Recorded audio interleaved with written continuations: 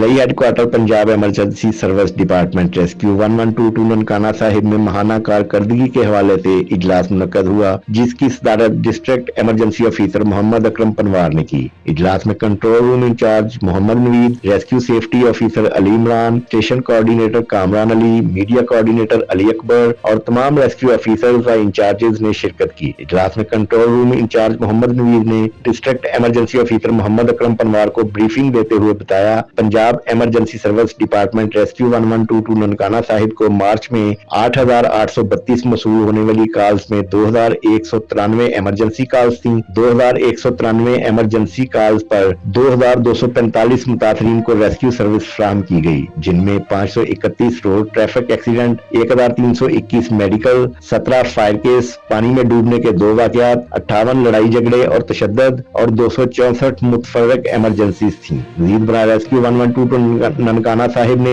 औसतन 7 minute response time बरकरार रखते हुए 487 जख्मियों को मौका पर तिब्बी इमदाद दी, जबकि 1,710 मुतासरीन को तिब्बी इमदाद देने के बाद मुख्तलिफ अस्पतालों में मुंतकिल कर दिया गया और इन हादसात के दौरान 48 मुतासरीन जामबर ना हो सके। उनके अलावा ज़िली सतह पर इलाज की सहूलियत मुयसर न होने की वजह से डॉक्टर्स ने 473 मरीजों को रेफर कर दिया, जिन्हें रेस्क्यू 1122 ननकाना साहिब की पेशेंट ट्रांसफर सर्विस के जरिए लाहौर और फैसलाबाद के अस्पतालों में बिला मुआवजा और बहिफाजत मुंतकिल किया गया। इस मौका पर district emergency officer Mohammad Akram Panwar ने कहा, गंदम की कटाई का सीजन शुरू होने वाला है और आग के हादसात मामूल से नुमाया हद तक बढ़ जाते हैं। फार्मर्स ट्रांसफार्मर वाले इलेक्ट्रिक पोल के इर्द गिर्द वाली जगहों को बर वक्त घास फूस और फसल वगैरह से